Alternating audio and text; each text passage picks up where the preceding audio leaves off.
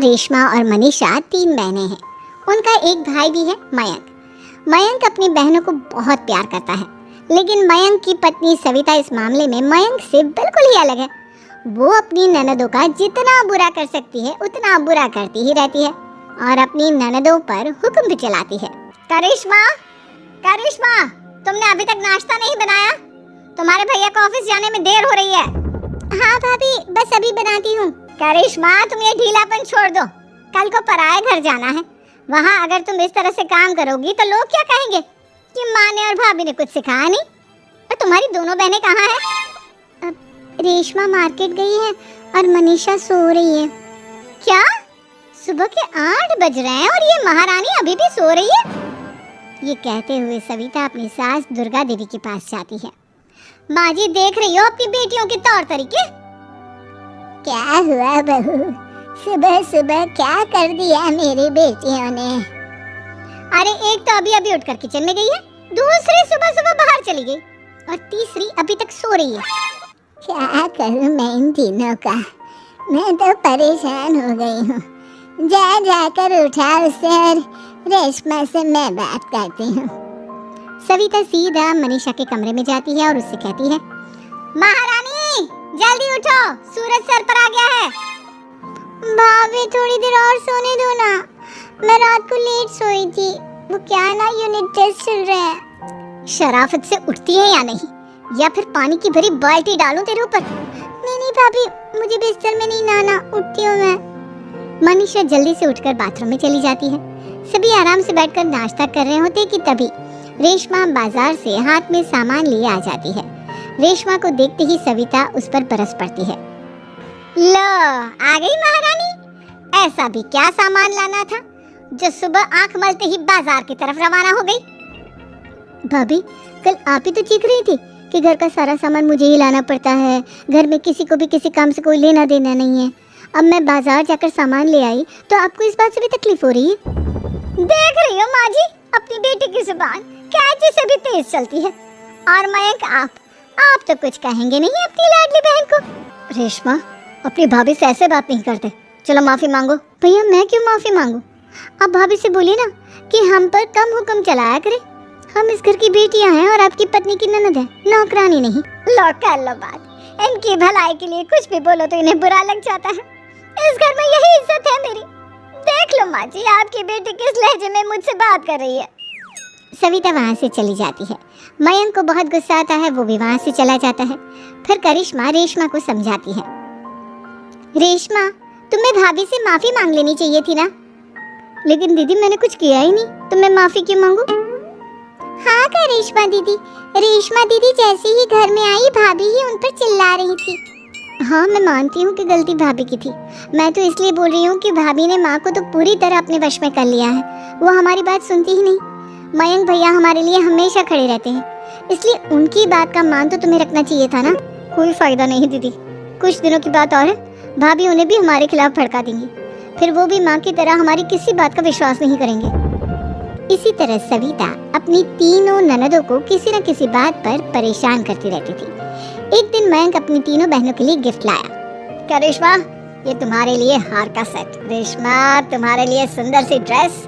और मनीषा, तुम्हें किताबें पसंद है ना, तुम्हारे लिए किताबें लाया हूँ। थैंक यू भैया, थैंक यू भैया, थैंक यू भैया।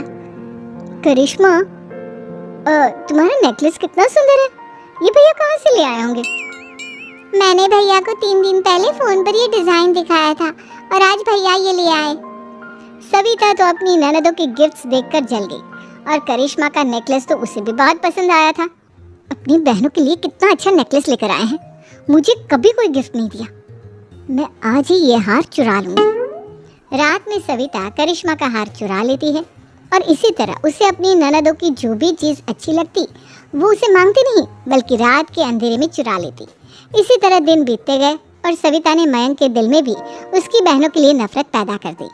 एक दिन मयंक ने करिश्मा और रेशमा के लिए रिश्ता देखा और ये बात उसने घर में सबको बताई। माँ, करिश्मा और रेशमा के लिए बहुत अच्छा रिश्ता आया है, वो लोग कल इन्हें देखने आ रहे हैं।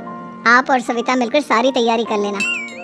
ये सुनकर करिश्मा और रेशमा खुश हो जाती हैं, लेकिन सविता सोचती है अगर इन दोनों बहनों की शादी हो गई तो घर और बाहर का काम कौन करेगा।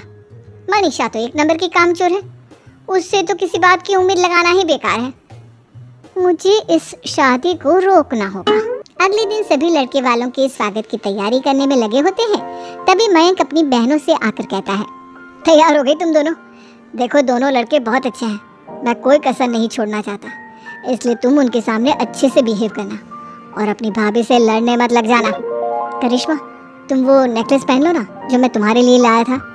भैया मैं बहुत देर से वो नेकलेस ढूंढ रही हूँ, लेकिन मुझे मिल ही नहीं रहा। क्या तुमने नेकलेस खो दिया? तुम्हें पता भी है वो कितना महंगा था? तुम कोई काम ढंग से नहीं कर सकती। मयंक गुस्से में वहाँ से चला जाता है। थोड़ी देर बाद लड़के वाले भी आ जाते हैं। वो दोनों बहनों को पसंद कर लेते हैं और रिश्ता पक्का हो जाता है। लेकिन सविता के दिमाग में तो कुछ और ही खिचड़ी पक रही थी। वो पंडित जी के पास करिश्मा की कुंडली लेकर जाती है और उन्हें पैसे देकर करिश्मा की कुंडली बदलवा देती है। जब लड़के वालों के पास करिश्मा की कुंडली जाती है तो वो दुर्गा को फोन करते हैं। बहन जी, हमने करिश्मा की कुंडली अपने पंडित जी को दिखाई थी।